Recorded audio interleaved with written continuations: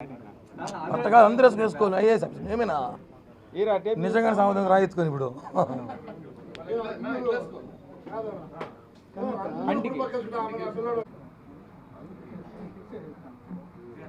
పేర్లు చెప్తా లోపల. మీడియా మిత్రులు నమస్కారం. ఈరోజు ప్రెస్ మీట్ కారణం మన ముఖ్యమంత్రి జగన్మోహన్ రెడ్డి గారు నిన్నటి దినం ఆయన నామినేషన్ వేశాడు పులివెందల్లో. ఒక ఘటన చోటు చేసుకుని దానికి ఆ వీడియో చూపించిన తర్వాత దానికి సంబంధించి మీద మాట్లాడాల్సి వస్తుంది. అంటే ఇది ఎవరిని ర్యాగింగ్ చేసో కాదు, ఒక వాస్తవం మాట్లాడుకోవాలి దాని వెనకాల ఆంతరం ఏమిటనేసి.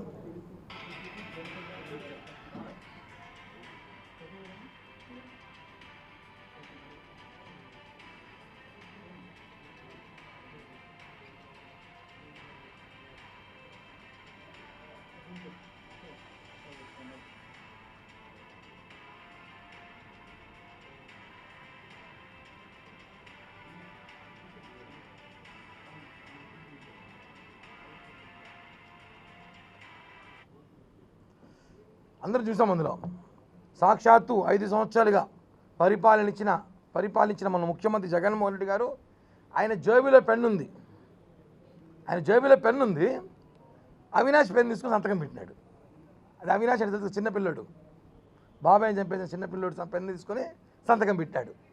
అంటే ఆయన మతి భ్రమించిందా, లేకపోతే ఆ పెన్నులో ఇంకు లేదా, అవినాష్ పెన్ను వాడాల్సిన అవసరం వచ్చింది, డౌట్ వేసింది. అంటే ఇది అనుమానం వ్యక్తం చేసింది. ఎందుకంటే సెంటిమెంట్ ఏమైనా ఆయన పెద్ద పెడితే ఆయన మళ్ళీ ముఖ్యమంత్రి అవుతాడేమో లేదా సెంటిమెంట్. కానీ అర్థం 5 సంవత్సరాలు 130 నుంచి 140 సార్లు బటన్ నొక్కిన ముఖ్యమంత్రి ఆ బరువుతోనో ఆ ప్రెస్టేషన్లోనో పాప ఆయన దగ్గర పెన్ను సంగతి మర్చిపోయినాడు. ఆయన తమ్ముడు పెన్ను తీసుకొని సంతకం పెట్టినాడు. అంటే మన ముఖ్యమంత్రి పరిస్థితి ఎలా ఉంది ప్రజలు తెలుసుకోవాలి. ఆయన ఓటమి భయం కనిపిస్తుంది ఆయనలో. ఆయన ఓడిపోతాన భయంలో ఆయన జేబులో ఉన్న మౌంట్ బ్లాంక్ పెన్ను కూడా ఆయన మర్చిపోయి పక్కన ఉన్న ₹2 రీపులు తీసుకుని సంతకం పెట్టినాడు. అంటే రీపులకు ఉన్న వాల్యూ కూడా మౌంట్ బ్లాంక్ లేదా? అంటే అవినాష్ దగ్గర ఉన్న పెన్నుకు కూడా జగన్మోహన్ రెడ్డి పెన్ను పవర్ లేదా రాసేదానికి? 5 సంవత్సరాలు ముఖ్యమంత్రిగా ఉండి మీరు ఏమీ సాధించలేదని చెప్పడానికి ఆ పెన్నే అక్షరం. ఆ పెన్ను తీసినట్టాడు అక్కడి నుంచి. ఇప్పుడు షర్టు తీసి షర్టు వేసుకుంటాడు, మళ్ళీ షర్టు వేసుకుంటాడు. కాబట్టి ఆ పెన్ను వాడినట్టాడు 5 ఏళ్ళుగా. కాబట్టి పెన్ను మర్చిపోయాడు. నామినేషన్ అప్పుడు పెన్ను మర్చిపోయాడు. అంటే ప్రజల పరిస్థితులను తెలుసుకోవాలి, రాష్ట్ర ప్రజల పరిస్థితి. ఈరోజు ఆయన మాట్లాడుతూ మీకు మీ ఇంట్లో మంచి జరిగి ఉంటేనే మీరు నాకు డబ్బులు తీసుకుంటేనే మీరు ఓటు వేయండి అంటాడు. ఈరోజు మీ ఇంట్లో మంచి జరగలేదు.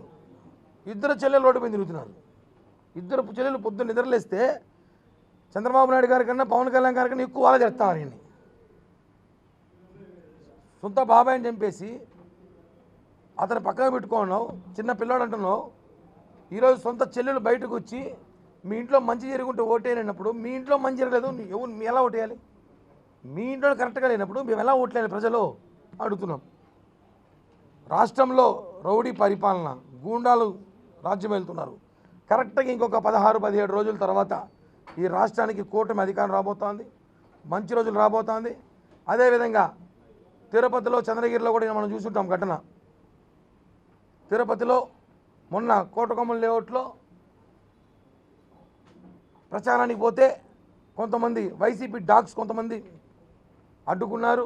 మేము చెప్పేది ఏమంటే వైసీపీ తిరుపతి రౌడీలకి మీరు ఇన్ని రోజులు చేసిన అరాచక పాలన, మీరు చేసిన రౌడీయిజం పాలన ఇంకొక 15-16 రోజుల్లో ఓటు రూపంలో మార్చబోతున్నాం. తిరుపతికి మంచి రోజులు రాబోతున్నాయి. తిరుపతిలో కూటమి అభ్యర్థి భారీగా విజయం సాధించబోతున్నాడు.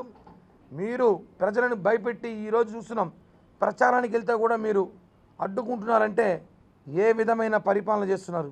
కనీసం ప్రచారాన్ని చూసి భయపడే పరిస్థితుల్లో ఈరోజు తిరుపతి వైసీపీ నాయకులు, తిరుపతి వైసీపీ వాళ్ళు, తిరుపతి ఎమ్మెల్యే అభ్యర్థి భయపడుతున్నాడు. ఇవన్నీ కూడా కరెక్ట్ కాదు. మీరు ఏ ముఖ్యమంత్రిని చూసైతే మీరు విర్రవీగుతున్నారో ఆ ముఖ్యమంత్రి ఉన్న పెన్నే బంద్ చేయడం లేదు, మీ పెన్నే బంద్ చేయము. ఇంకా ఖచ్చితంగా చెప్తున్నాం, రాబోయేది ఉమ్మడి కూటమి. తిరుపతిలో జనసేన అభ్యర్థి భారీ మెజార్టీ కలగబోతున్నాం.